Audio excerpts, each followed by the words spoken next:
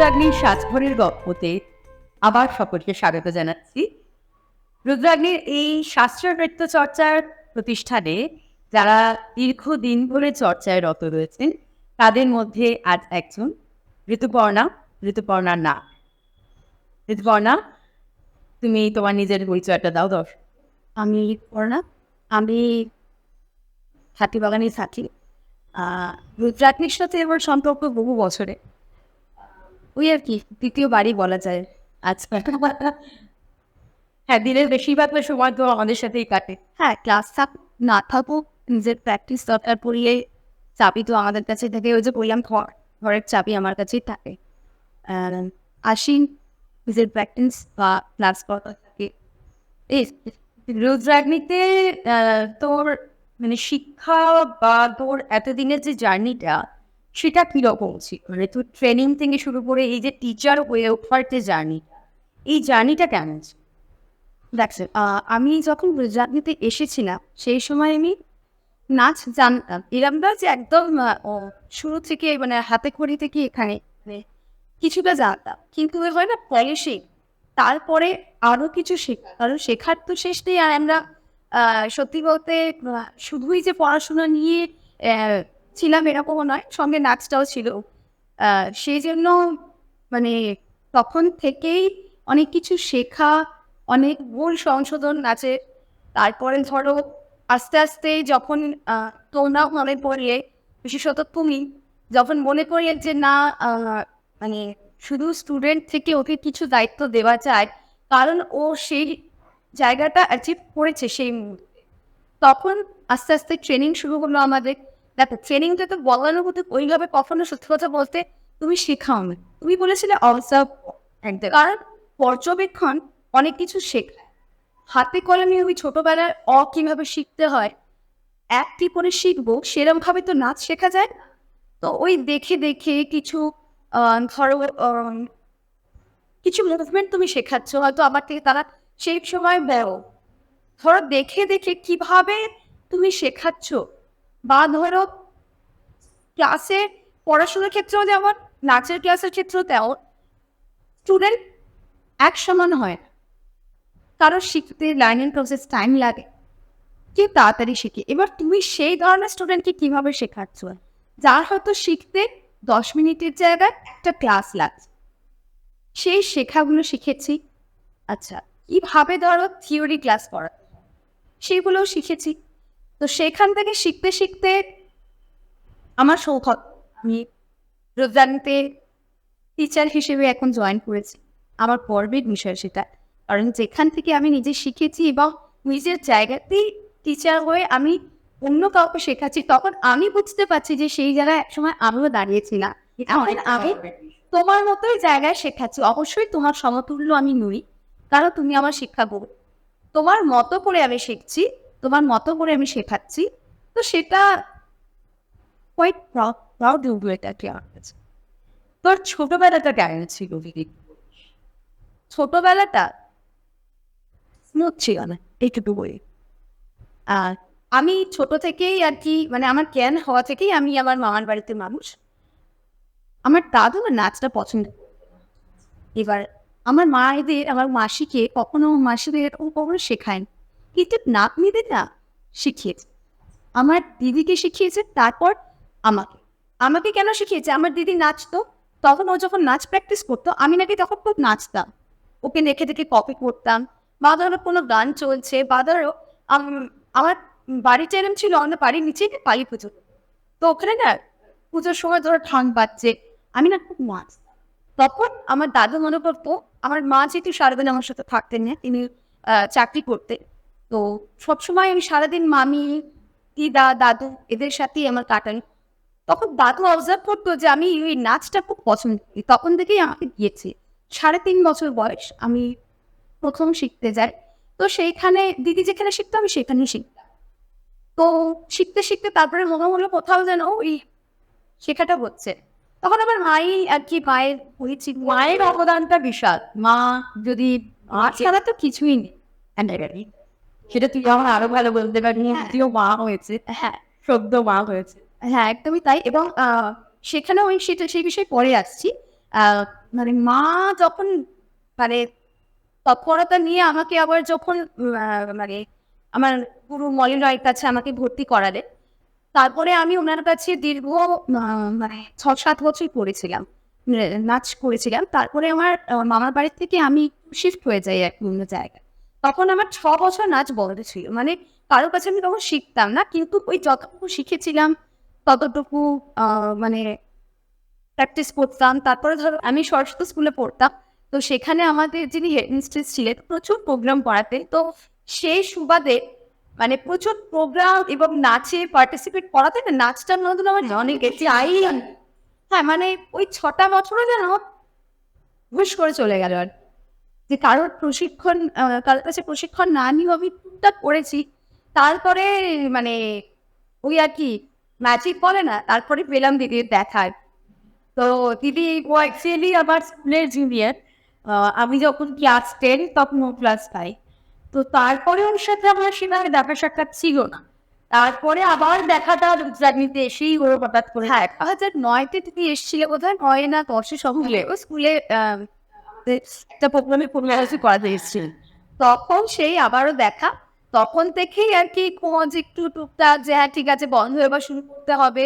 তারপরে ওই আর কি যা হয় তখন মাধ্যমিক দেবো, তো দুর্দান্ত স্টুডেন্ট ছিলামই না। ওই আর কি চেষ্টা করে যে আর কি ওই নাচটাই তো সারাক্ষণ মাথায় ভরে যায়। পড়াশোনা তো সত্যি কথা বলতে আর কি পড়াশোনায় জীবনে নাম করিনি আর কি। তবে পড়াশোনাটা ইম্পর্টেন্ট পড়াশোনাটা করতে তো হবেই, মানে প্রয়োগ হচ্ছে করেছি আমি, সাথে সাথে নাচটা নিশ্চয়ই বজায় ছিল। তারপরেই তো মানে দেখো স্কুল তো স্কুল অব্দি ক্লাস 10 গেল, কিন্তু তারপরে মাধ্যমিক যাওয়ার পর উচ্চ মাধ্যমিক পর আমি গ্রাজুয়েশন করেছি। তখন তো আমার সঙ্গে ওতপ্রোতভাবে নাচ ছিল, কারণ তখন আমার ছিল নাচটা কখনো পড়াশোনার সাথে হ্যাম্পার করেন? সেটা একদমই করা উচিত নয়। কারণ তুমি যদি একটা রুটিন ওয়াইজ চলো সেই সময় যখন তুমি স্টুডেন্ট, কারণ যেখানে তোমাকে পড়াশোনাটাও চালাতে হবে পাশাপাশি তোমার ভালোবাসা তোমার নাচটাকেও চালাতে হবে। হ্যাঁ অবশ্যই সেখানে তোমার প্যারেন্টকে অবশ্যই একদমই। হ্যাঁ আমার তো কোনোদিনই অসুবিধা হয়নি, নাচ কোনোদিনও বাধা হয়ে উঠবে আমার জীবনে সেটা আজ অব্দি কখনো হয়নি, এবং আমার মেটার্নিটি পিরিয়ডেও হয়নি। হ্যাঁ একদমই তাই। এই বিষয়ে একটা জিনিস বলার আছে, অনেকে মনে করেন যে প্রেগনেন্সি, বিয়ে এইগুলোতে অনেক সময় নাচটা বাধা হয়ে দাঁড়ায়। অনেক ক্ষেত্রেই হয়, অনেকে নাচ নিয়ে পড়াশোনা করেও সেটা এগিয়ে যেতে পারেন না। তার কারণ হচ্ছে বিয়ের হয়ে গেল, শ্বশুর বাড়ি থেকে হয়তো সমস্যা, বা নাচটা পছন্দ নয়। কিন্তু ওদেরকে দেখে অনেকে ইন্সপায়ার হওয়া উচিত যারা বিয়ের পরবর্তীকালে নাচটা আরো বেশি প্রায়োরিটি পেয়েছে জীবন। সেটা শ্বশুর বাড়ির সাপোর্ট হোক, হাজবেন্ডের সাপোর্ট হোক, বর্তমানে তো বাচ্চার সাপোর্ট রয়েছে। তো ও যখন মেটার্নিটি পিরিয়ডে ছিল সেই এক্সপিরিয়েন্স একটু ওর থেকে শেয়ার করো। হ্যাঁ যখন আমি নিজে জানতে পারি যে আমি মা হচ্ছি, তখন আমি দিদিকেই ফার্স্ট জানাই। তো দিদি তখন আমাকে বলেছিল যে সবটা তুই যদি ম্যানেজ করতে পারিস তাহলে কিন্তু পসিবল। তো তখন দিদিকে আমি দিক বিদিক না ভেবে, কারণ নাচ জীবন থেকে সেই সময় একটু বন্ধ হয়ে যাওয়া সেটা আমার পক্ষে মানে ওই নিঃশ্বাস না নেওয়ার সমান। তো তখন দিদিকে বলেছিলাম যদি বিশ্বাস রাখো আমি চালিয়ে যেতে পার। আমি আমার ডেলিভারির 1 সপ্তাহ আগে দিদি আর আমার এক বন্ধু, আমি তার নাম না বললেই নয়, আমার সঙ্গে সে আছে, কাজ করে আমার সাথে, রাখি। লাস্ট দিন আমাকে না ধাক্কা মেরে বাড়ি পাঠিয়েছি, তুই আর আসবি না, এই 1টা সপ্তাহ তুই রেস্ট নিবি, আর আসবি না। 31 জানুয়ারি 2023 দিনটা আমি না বললে না তুই আবার আসছিস। কারণ আমার একটা সমস্যা হয়েছিল, আমি না একটু সেন্সলেস হয়ে গিয়েছিলাম একবার দুবার। তো যেদিন আমি গিয়েছিলাম সেদিনও আমি সেন্সলেসই হয়ে গিয়েছিলাম। তারপরে যখন গিয়েছিলাম দেখেও ক্লাস নিচ্ছি না, তুই আজকে এসছিস আবার, তোকে দিদি বারবার করেছে আসবি না, আর যেন না দেখি। আমি কিন্তু দিদিকে ফোন করে, তো আমি ওই যে 1 সপ্তাহ আগে অব্দি গেছি, বিশ্বাস মানে আমি কাকে বিশ্বাস করতে কিনা যাই না, যারা দেখেছে তারা জানে আমি কিন্তু আনন্দ সহকারে নাচ করিয়ে গেছি, ক্লাস করিয়ে গেছি। আমার প্রচুর ভিডিও ক্লিপস রয়েছে যে আমি ওই অবস্থাতেও নাচ করেছি। আমার শারীরিক কোনো কষ্ট ছিল না, এবং আমার ডাক্তার আমাকে বলেছিল যতদিন তোমার মন চায়, যতদিন তোমার শরীর পারমিট করবে, তুমি নাচ করে যাবে। 2 3 4 আবার 5 এখান থেকে সাইডে 6 7 8 এবার সোজা দাঁড়ানো, তবে গিয়ে মুভমেন্টটা কমপ্লিট। ওকে, স্টপ। যেটা তোমার ভালো লাগে। আমি পুরো মেটার্নিটি পিরিয়ডে আমি গান শুনেছি, আমি নাচ করেছি। হ্যাঁ, আমার একটা মানে এখানে প্রোগ্রাম ছিল, আমি পারফর্ম করতে পারিনি, কিন্তু আমি তাদের সাথে যখন তারা যখন স্টেজে নাচছে, আমি যখন পাশে উইংসে দাঁড়িয়ে আছি না, আমার মনটাও, আমার শরীরটা, আমার মানে হয়তো আমি দাঁড়িয়ে আছি কিন্তু আমার মনটা কেন মনে হচ্ছে আমি ওদের সাথেই নাচছি, কারণ ওদের রিহার্সালে তো আমি ছিলাম। তো সেখানে নাচ কোথাও বাধা হওয়ার জায়গায় নেই। আমার মেয়ে হওয়ার পর আমি শুধু 1 মাস ছুটি নিয়েছি, কারণ আমি জানি কবে রুদ্রাগ নিয়ে আসবে। আর আমার মেয়েকে দেখার জন্য আমার মা আমাকে ভীষণভাবে সাপোর্ট করেছিল। আমার মা না থাকলে আমি ওই 1 মাস পর থেকে এখনো অব্দি আমি কাজে বেরোতে পারতাম না। আমার মা আমি সেই জায়গায় খুব সাপোর্ট করেছে। তারপরে এখানে আসার পরেও তো শারীরিকভাবে যখন সুস্থ হই, মানে ডাক্তার যখন বলে যে হ্যাঁ ও নাচ করতে পারবে, তখন সেটা আমাকে তো অফিসিয়ালি জানাতে অবশ্যই হয়েছিল, কারণ সব জায়গায় রুলস ডেকোরাম বলে একটা ব্যাপার আছে। তারপর থেকে, এবং দিদিও বলেনি যে না তোকে নাচতেই হবে, তুই এসছিস, তুই আয়, তোর জায়গা, তোর যখন ইচ্ছা মনে হবে তুই জয়েন করেছিস অফিসিয়ালি, ঠিক আছে, কিন্তু তোর যখন মনে হবে তুই শুরু করিস। ওই 4 মাসের খাদ্যে পারফর্ম করেছিল, হ্যাঁ, এবং সেটাও ক্লাসিক্যাল পারফরমেন্সেই ফেরত আসে 4 মাসের মাথায়, যেটা মানে অভাবনীয়। এবং সেখানেও কোথাও শরীরের কোনো রকম সমস্যাও হয়নি, কোনো রকম যে কষ্ট হয়েছে সেটা নয়, সেটাও আমরা মাথায় রেখেছিলাম। তো আশা করি সেই জায়গাটাকে আনন্দই দিয়েছি। হ্যাঁ, কারণ নাচ তো 4 মাসে ফেরত আসাটা একটা বিশাল বড় বিশাল। আমি সত্যি ভেবেছিলাম যে হ্যাঁ, দিদিও কোথাও সাপোর্ট করছে, বন্ধুরা কোথাও সাপোর্ট করছে, ঋতুদি ফিরে এসছে আবার লিভের পর আবার জয়েন করেছে, কিন্তু যখন মানে অফিসিয়াল জানতে পারলাম যে আমাদের একটা প্রোগ্রাম আছে মে মাসে, তখন কোথাও মনে হচ্ছিল আচ্ছা আমি কি পারফর্ম করতে পারবো, মানে আহ, যাই হোক বলে একটা 6 মাসের রেস্ট দরকার হয় সি সেকশনের পর। তো আমি ডাক্তারের কাছেও যাই, বললো যে কোনো অসুবিধা নেই, করতে পারো। তখন তো আর কি মানে কত যে লাগবে ফুটেছিল, আর হ্যাঁ মানে তারপরে তো রীতিমতো পারফর্ম করেছি রিহার্সাল, মানে সেই রিহার্সাল মানে আমাদের ওখানে আবার একটা আলাদা মজা। শুধু যে রিহার্সাল হয়ে যাচ্ছে এরকম নয়, তখন সেই বন্ধুদের সাথে অনেকটা টাইম স্পেন্ড করা, আবার মানে আমার দিক থেকে বলছি যে একটা জার্নি মানে শেষ করে আবার একটা নতুন জার্নি যখন শুরু হয়েছে আমার, তার সঙ্গে আবার আমি নাচকে যখন যুক্ত করলাম, তখন আবার সেই রিহার্সাল, বন্ধুদের সাথে একসাথে খাওয়া দাওয়া করা, তারপরে পারফরমেন্সের একটা প্রেশার, আনন্দ, সব মিলিয়ে মানে কোথাও মনে হয়নি যে আমার জীবনটা আমার মাতৃত্বের কারণে কোথাও একটুখানি থমকে গিয়েছিল। তোর নাচ তোকে কতটা প্রতিষ্ঠা দিয়েছে যেখানে দাঁড়িয়ে আছি, সবাই আমাকে রাস্তায় সবচেয়ে ভালো লাগে একটা জিনিস দেখলে, আগে তো হাঁটা চলা করতাম রাস্তায়, ঠিক আছে, নাচ জানি ও মেয়েটা নাচ করে, ঠিক আছে, যখন আমি দেখি না যে ছানাগুলো ম্যাম আন্টি মানে ম্যাম দেখছো, হাই হ্যালো, তখন না একটা আলাদাই পরিচয়, তখন যেন কোথাও একটা ম্যাম বলে লাগলো, মানে কোথায় কি যে ভালো লাগলো এই ব্যাপারটা। বা আমার এখানে শুধু যে বাচ্চা নয়, এরকম বড় স্টুডেন্টও আছে যারা রাস্তায় ম্যাম বলে ডাকে, কথা বলে, ভালো লাগে।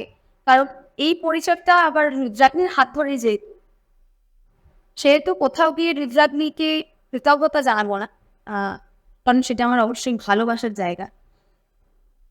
দিদিকেও বলবো না যে দিদি থ্যাংক ইউ, কারণ খুবই কাছের মানুষ, কারণ বাড়ির কোনো মানুষকে আমি ধন্যবাদ জানিয়ে শুরু করতে পারি না, সেও আমার পরিবারেরই অংশ একজন, কারণ এটাও আমার বাড়ি।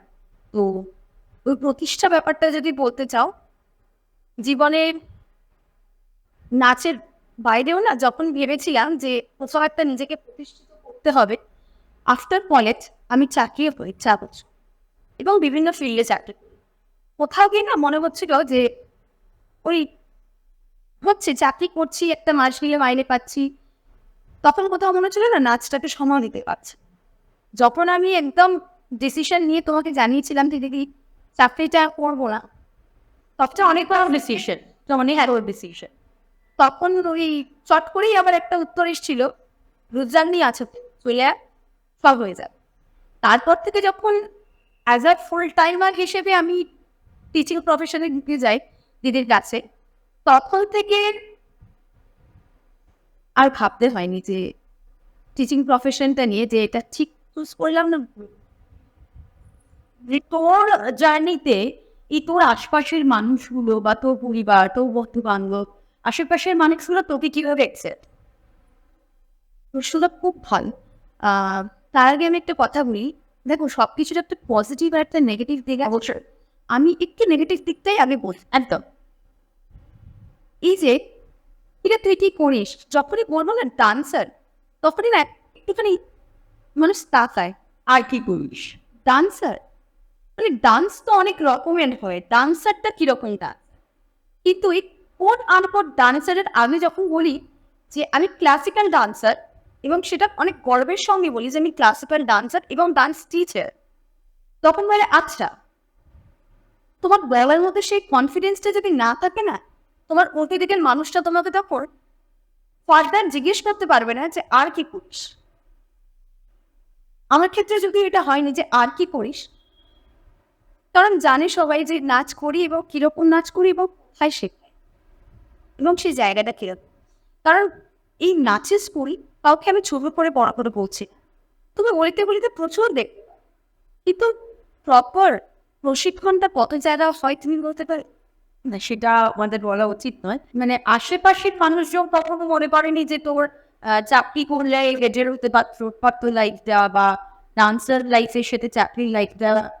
দেখো হয়তো বলেনি, আমার সামনে হয়তো বলেনি কেউ, কিন্তু নিজের মধ্যে মানে নিজেদের মধ্যে যে আলোচনা করেনি সেটাও তো নয়, হয়তো করেছে। কিন্তু আমি যেটাতে, দেখো আমার জীবন, আমি যেটাতে হ্যাঁ আমার ভালো থাকা, আমার নিজের ভালো থাকবো, যেটাতে আমি নিজে স্যাটিসফাই হব, আমি যখন সেই পথটা বেছে নিচ্ছি, আমার চাকরি জীবনটা তো কম না, 4টে বছর মানেও তো অনেকটা সময়। আমি 4টে বছর ওখানে কাটিয়েছি, চাকরি করেছি, তার সাথে সাথে নাচটা করেছি। যখন আমার মনে হয়েছে, জিনিসটা যখন আমাকে ভাবিয়েছে যে আমি চাকরিটা ছাড়িয়ে আমার জীবনটা থেমে থাকবে না, বরঞ্চ আমি চাকরির থেকে অনেক বেটার লাইফ। বাহ। আচ্ছা, এর পরের প্রশ্নে আসি। এই যে নাচ নিয়ে পথ চলা, আমরা তো গুরুমুখী বিদ্যায় বিশ্বাস।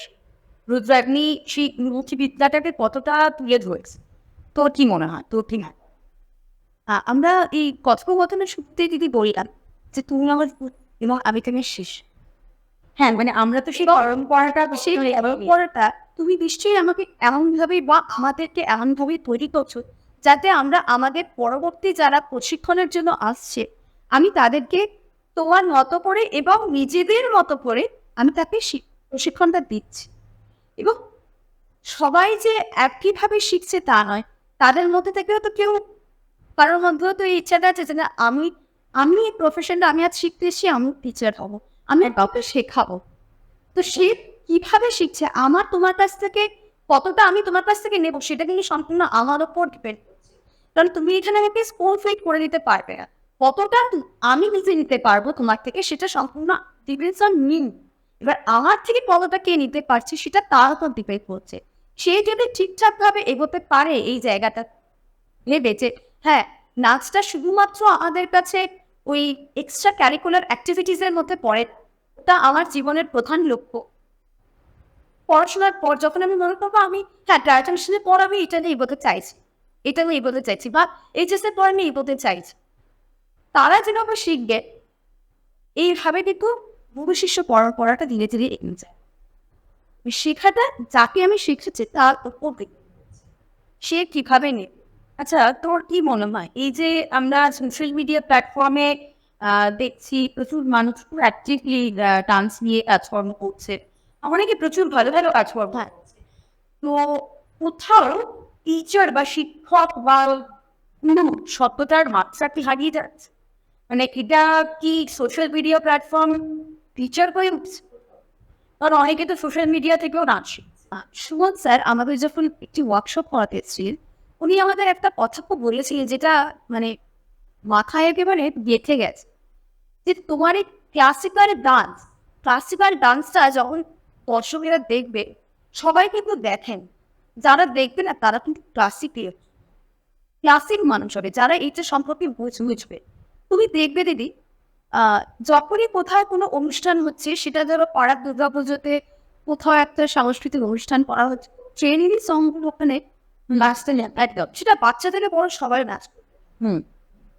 সেখানে তুমি কোথাও ক্লাসিক্যাল পারফরমেন্সটা পাবে না। কারণ তুমি যদি ওখানে একটা ক্লাসিক্যাল পারফরমেন্স দাও না, বেশিরভাগ নিশ্চয়ই মানে ভালো লাগবে না তাদের। তো সেক্ষেত্রে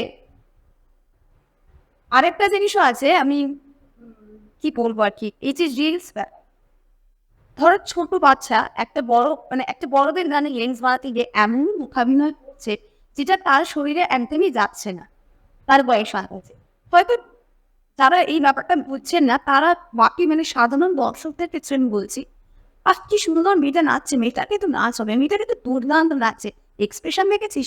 কিন্তু আমরা যদি একটু ডিপলি ভাবি, একটা মানে সেটা পড়ার টিচারও কোথাও অবশ্যই যদি সেটা টিচার সাপোর্ট করে যে আমার স্টুডেন্ট সেক্ষেত্রে প্রচুর ভিউয়ার্স পাচ্ছে বা ধরো ভীষণ একটা পপুলারিটি পাচ্ছে, কিন্তু সেটাকে কোথাও গিয়ে একটা টিচার হয়ে আমরা সেই জায়গায় সক্ষম করাটা আমার মনে হয় ঠিক না। মানে এটা কারণ ভিউয়ার্স তো শেষ কথা হতে পারে না। এক্স্যাক্টলি আমার নাচের কোয়ালিটি সাধারণ ভিউয়ার্স তো সেট করে দিবে না, তাহলে আমি আবার বলছিও না যে সবাইকে ক্লাসিক্যাল ডান্সই করাতে হবে। অনেকের তো ডান্স পাওয়া আছে, কিন্তু বয়সের সাথে সাথে এই যে কোথাও ডান্স নিয়ে করতে করতে এই ধরো ব্লগিং করছে বা ধরো রিলস বানাচ্ছে বা ধরো ইউটিউব চ্যানেল খুলছে, ওরা 2-3 বছর নাচছে, 1.5 বছর নাচছে, তারপরে আমি একটি ইউটিউব চ্যানেল পেয়ে, হ্যাঁ সেখানে আমি কতটা শিখলাম, আমার শিক্ষক মানে শিক্ষার জ্ঞান কতটা আমি জানি না, আমি একটা ইউটিউব চ্যানেল খুলে নিলাম, আমি নিজে নিজে বা আমার পুরো আমি একটা নাচ শিখছি, আমি সেটা পোস্ট করছি, সেখানে মানে গাদা গাদা ভিউজ লাইক করছে। আমার মনে হয় না এটা শিক্ষার আলটিমেট মানে আলটিমেট এটা হতে পারে। শেখার জন্য তারা যারা বহু বছর ধরে শিখছে, তাহলে তো সেখানে কোথাও একটা গিয়ে ডিসব্যালেন্স হয়ে যাবে। নাচ যদি জীবনে নাচ, তাহলে আর কি হতে পারে? শিক্ষক পলিটিক্স ভীষণ ভালো ব্যাপার করা, যেটা নাচের পাশাপাশি রুদ্রাগ্নি ছোটদেরকে কি বলতে চাস, যারা আপকামিং জেনারেশন রুদ্রাগ্নিতে ভবিষ্যতের টিচার যারা হতে পারে, তাদেরকে তুই কি বলতে? দেখো বেবি স্কুল হয়তো তারা বুঝবে না, তাদের মা বাবাকে বোঝাতে হবে। আর যদি বড় আমাদের একটু জুনিয়র যারা, তাদেরকে বলবো যদি নাচটা নিয়ে ভাবতেই হয় তাহলে খুব সিরিয়াসলি সেটাকে নিয়ে ভাবা, এবং নাচ শুধু শেখা নয়, নাচের সাথে সাথে প্রচুর আমাদের পড়াশোনাও করতে হয়, প্রচুর কিছু পড়াশোনা কিছু অনেক কিছু জানতে হয়, যেটা মানে সঠিক জানার পর প্রয়োগ করাটা খুব প্রয়োজন, এবং আমরা যাতে আরো 5 জনকে সঠিকটা শেখাতে পারি সেইভাবে শেখানো প্রয়োজন, যাতে কোনোভাবে আমরা কোনো ভুল ইনফরমেশন যেন আমাদের দিক থেকে নাচের মানে নাচের সম্পর্কে বেরিয়ে, যেটা ও যখন 5টা লোককে বলতে যাবে সেটা যেন সঠিকভাবে বলতে পারে, সেখান থেকে যেন আমাদের দিকে কোনো আহ্বান। প্র্যাকটিস কতটা গুরুত্বপূর্ণ, রিওয়াজ সাধনা কতটা গুরুত্ব? এবার নিজে যতটা প্র্যাকটিস করতে পারবে, নিজের নাচের সৌন্দর্যতা বৃদ্ধি পাবে। এবার দেখো এখন অনেকে এরকম আছে যারা নাচটা ভালোবাসে, কিন্তু সময়ের অভাবে কাজের অভাবে তারা সেভাবে সময় নিতে পারে না নাচটা। কিন্তু আমরা তো দেখেছি ক্লাসে এসে অনেকে এরকম ভাবে না প্র্যাকটিস করতে পারেননি, আমি একটুখানি করে নেবো তারপরে তোমাকে দেখাবো না। তো এরকম ভেবে যারা পড়ে তাদের মধ্যে যাদের ইচ্ছা আছে, জানো তো প্র্যাকটিসটা এরকম নয় যে তুমি 10 ঘন্টা 12 ঘন্টা প্র্যাকটিস করছো বলেই তুমি খুব ভালো ডান্সার হয়ে গেলে। এটা তুমিও আমাদের নিয়েছিল যে তুই যেটুকু প্র্যাকটিস করবে সেটুকুই জানো, মাথায় গেঁথে যাবার মতো প্র্যাকটিসটা একদম। আর শুধু প্র্যাকটিস মানে হাত পা নাড়া নয়, তার সাথে নিজের বডি ল্যাঙ্গুয়েজ এক্সপ্রেশন সবটা যেন একেবারে বসিয়ে ফেলা, তাহলে সেই নাচটা অনেক সুন্দর হবে। তুই 2 ঘন্টা নাচবি সময় হবে সেটা যেন সলিড এবং সলিড পারফর্ম মানে প্র্যাকটিসটা পারফরমেন্সটা সুন্দর করতে পারে। ভবিষ্যৎ নিয়ে কি ভাব? আচ্ছা এখানে আমার একটা ইচ্ছা আছে, আমি সেই ইচ্ছাটা একটু বলি। আমি জানি সেটা আমাকে জানিয়ে দে সেই প্ল্যাটফর্ম। আমি আমার মেয়েকে নিয়ে একটা স্টেজে নাচ করি। বাহ, সেটা আপনার নিশ্চয়ই ফেরত হবে। ওর মেয়ে মাত্র 5 বছর 3 মাস বয়স। তো আগামী দিন আরেকটা ঋতুপর্ণ আমরা পেতেছিল, তো সেটা আমরা জানি। তো সেই স্বপ্ন আমরা নিশ্চয়ই একসাথে পূরণ করবোই। এটা আমার ব্যাপক ইচ্ছা, মানে ভগবানের অসীম কৃপা, আমাকে উনি কন্যা সন্তান দিয়েছে। আমি একই স্টেজে আমার মেয়েকে নিয়ে পারফর্ম করতে চাই, এবং ভবিষ্যতে আমি রুদ্রাগ্নিতে একজন প্রতিষ্ঠিত শিক্ষিকা হিসেবে অসংখ্য ধন্যবাদ ঋতুপর্ণা। আজকে এই এপিসোডে আপনারা দেখতে পাচ্ছেন যে ঋতুপর্ণার স্বপ্ন আগামী প্রজন্ম নিজের নিজের মধ্যে দিয়ে বয়ে নিয়ে যাওয়া, এবং ঋতুপর্ণার মতো অবশ্য ঋতুপর্ণা যাদের রুদ্রাগ্নিতে তৈরি হয় সেই স্বপ্ন ও দেখে। তো কে অনেক আশীর্বাদ করুন যাতে আগামী দিন ওর সব স্বপ্ন সফল হয়। নমস্কার, ভালো থাকবে। तस्याते